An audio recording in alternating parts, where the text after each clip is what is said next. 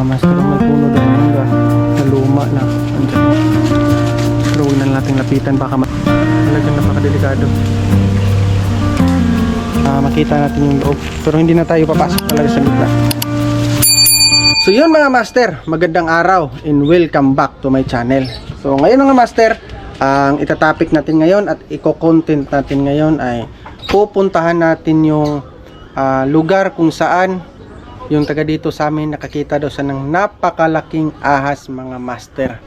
At saka so sobrang takot niya, hindi niya alam kung saan na siya napunta mga master, na nahulog siya sa palayan mga master dahil sa laki daw ng ahas na nakita niya, na hindi daw yung ahas na normal lang, kasi yung ahas na yon ay pwede daw kumain ng kahit 3 buwang panganak na baka mga master. So malaki na yung 3 buwan na panganak, so ang laki talaga mga master. So pupuntahan natin yung area. So yung area na nakitaan niya ng ahas, may mga puno doon sa puno ng mga kawayanan mga master, sa kawayan ba.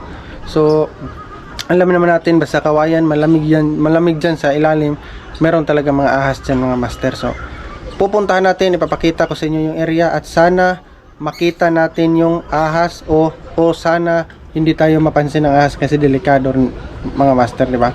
So tara, samahan niyo ako, pupuntahan natin mga master.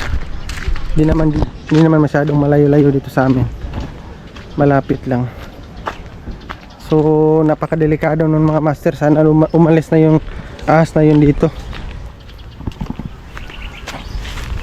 kasi nangunguha daw sa ng isang puno ng kawayan kasi gagawin niyang kulungan ng manok. Pagkatapos nakita daw niya sa ilalim mga master, nakita niya doon sa ilalim ng puno ng kawayan na may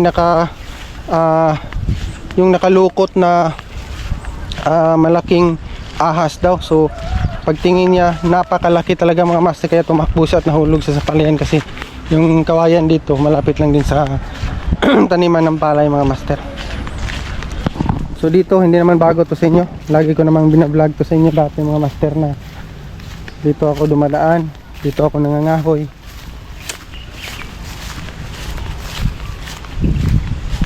Sakura, yung aso namin, oh.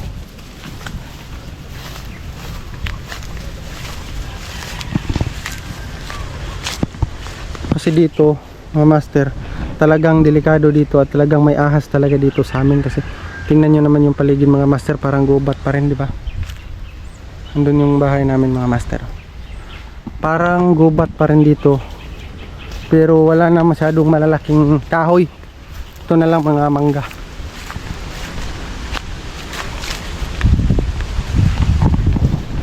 Ayun mga master, bago natin puntahan yung sabi niya na may malaking ahas daw, dito muna tayo nung sinabi ko sa inyo na maraming cobra dyan, oh. Yan, kita nyo yung parang masukal dyan, nagubat. Yan, oh, yan. Dyan rin ang napakadaming cobra mga master. Ang daming cobra dyan. Yung sabi ko sa inyo na mahigit kalahating sako yung nakuha nilang cobra. Ang daming cobra talaga dyan, kasi dati may bahay dyan sa gitna, tapos napag-iwanan na kasi lumipat na sila. So yun, may natirang mga mga semento sa bahay nila, andun sa ilalim nakatira yung mga cobra. So yun, balik tayo mga master. Kunting ingat lang tayo.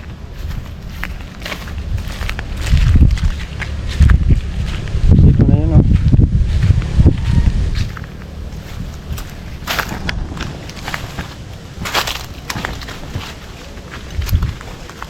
Ano ka? Ano?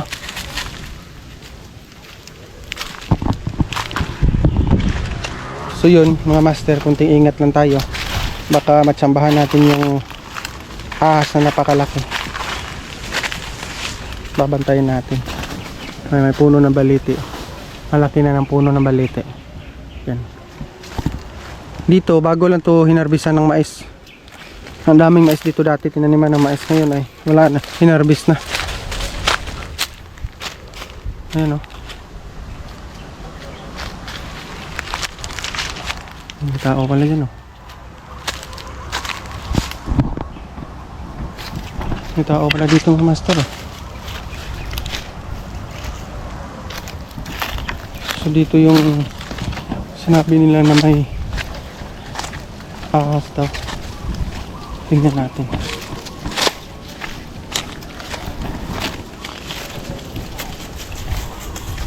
Sura. At hindi na tayo papasok sa loob talaga kasi napakadelikado. Baka matsambahan natin yung ahas dyan. Tayo dyan. Dyan ay malaking bahay yung mga master, nakatira dyan. Nakapag-asawa ng ano.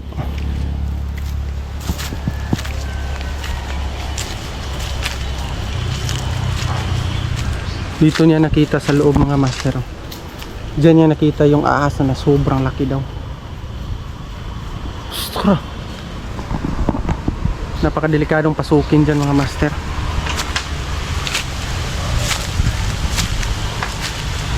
Ano? Kita natin konti. Mga master. Talagang napakadelikado.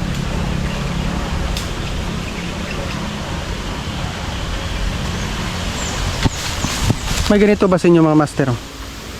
Talaga makakain naman to. Di ba makakain to? Huwag na natin tikman. So pasukin natin konti para makita natin yung loob. Pero hindi na tayo papasok talaga sa gitna.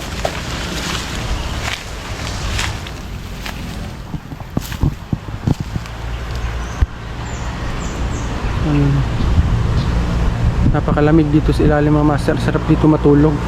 Pero delikado pag dito ka natulog, baka hindi ka na makagising, nasatsyan ka na ng ahas.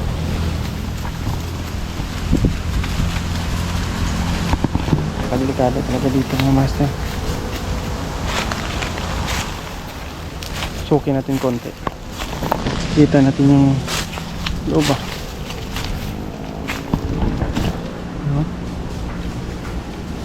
Parang dyan niya nakita daw mga master. May puno daw na mangga na luma na andyan. Pero huwag na natin lapitan, baka may, sa palagay ko mga master, may butas siya dyan.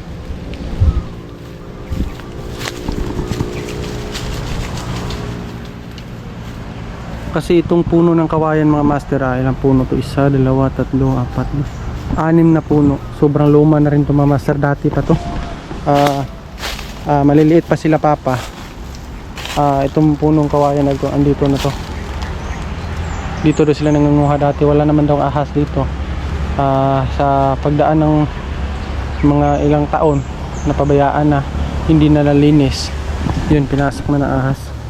At saka wala na ring choice yung mga ahas mga master, kasi ito na lang yung parte dito na talagang matitirahan nila. Kasi may puno ng kawayan pa dun, wala naman, maliliit lang yung damo.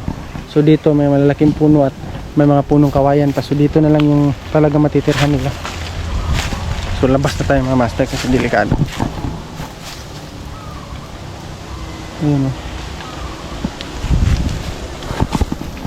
Delikado dyan. Sana yung aso ko. Baka napatay na yan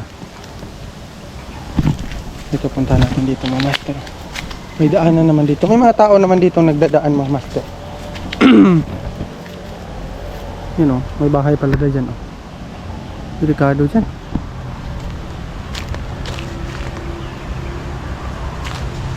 Siguro may nangunguha ng kahoy siguro.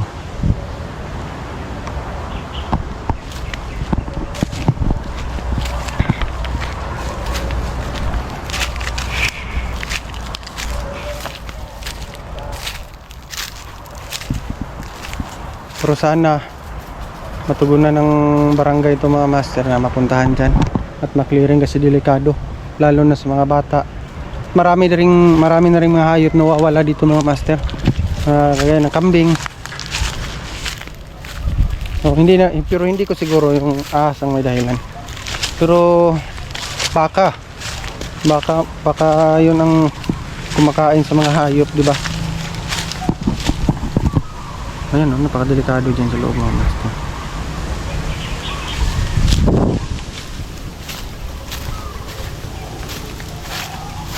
Ito yung puno ng mais na hinarvest nila.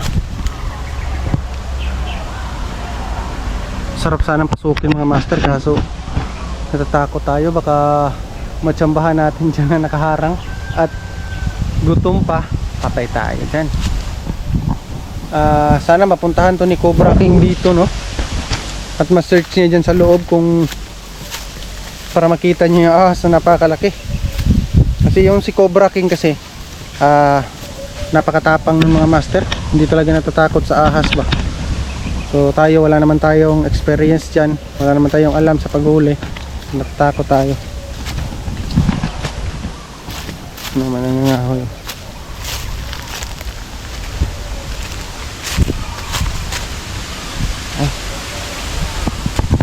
So alis na tayo mga master kasi delikado dito, baka lumabas yung ahas.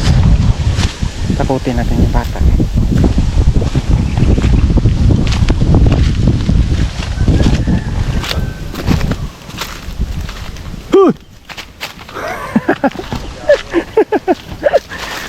Kurata ni ulo tay. Ikaw tong dito day? Ikaw tong na dito? Sabi nga hoy. Grabe yung bait, mabait na bata. Sigmay man yung kahoy. Kusog na masiga nun. Meron ko lang tay.